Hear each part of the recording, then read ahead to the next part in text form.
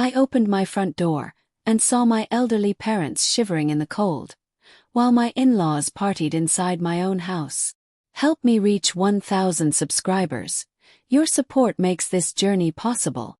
I never thought a day like this would come. I always believed family meant love, respect, and care. But today, all those beliefs were shattered. It all started last night.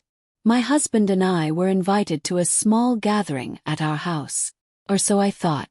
When I walked in, the house was buzzing with music, laughter, and the smell of food. My in-laws had taken over. They had turned my living room into a party hall, as if it wasn't even my home. And then, I heard something that made my heart stop. Shivering. Quiet, weak shivers. I ran to the front door, and that's when I saw them. My parents. My elderly parents. Standing outside in the freezing cold. Their coats barely covering them, hands trembling, teeth chattering. The snow, or maybe it was just the wind, cut through them like knives. And my in-laws. They didn't even notice. They were too busy laughing, toasting, and enjoying themselves inside my house. Froze. My parents, my own parents, were left outside like strangers. I couldn't believe my eyes. My heart was screaming, but my mind was racing. How could this happen? How could my husband allow this? How could his family treat my parents like they were invisible? I ran outside. Mom! Dad!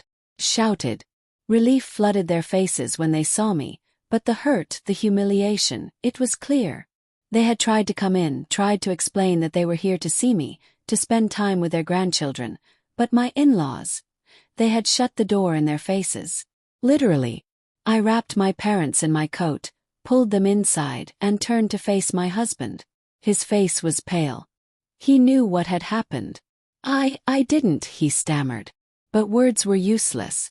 Actions had already spoken. Inside, the party continued. Glasses clinked, laughter erupted.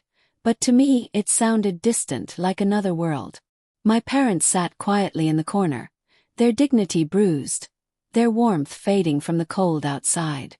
I went to my in-laws. I tried to explain. No, I demanded answers. How could you let this happen? I asked. But they just smiled, laughed it off, and said, "Oh, they were just standing there, it's fine. Don't make it a big deal." Not fine. Never fine.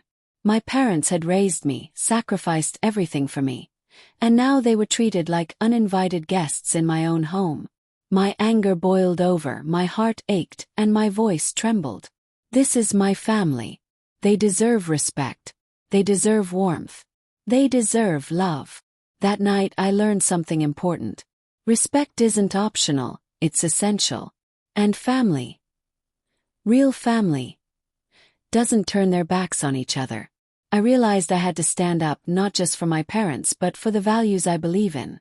I asked my parents to forgive me for letting them face such humiliation, but they just held my hand and smiled weakly.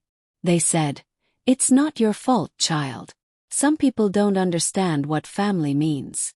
And I promised them, I promised myself, that nothing like this would ever happen again.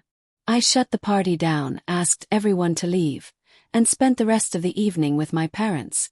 Hot tea, blankets, warmth. And most importantly, dignity restored.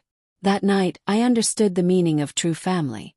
Not just shared blood but shared respect, care, and protection. And I hope, no, I demand, that no one ever treats my parents or anyone else's as if they don't belong. Because love starts at home. Respect starts with family. And no party, no celebration, is worth leaving your loved ones out in the cold.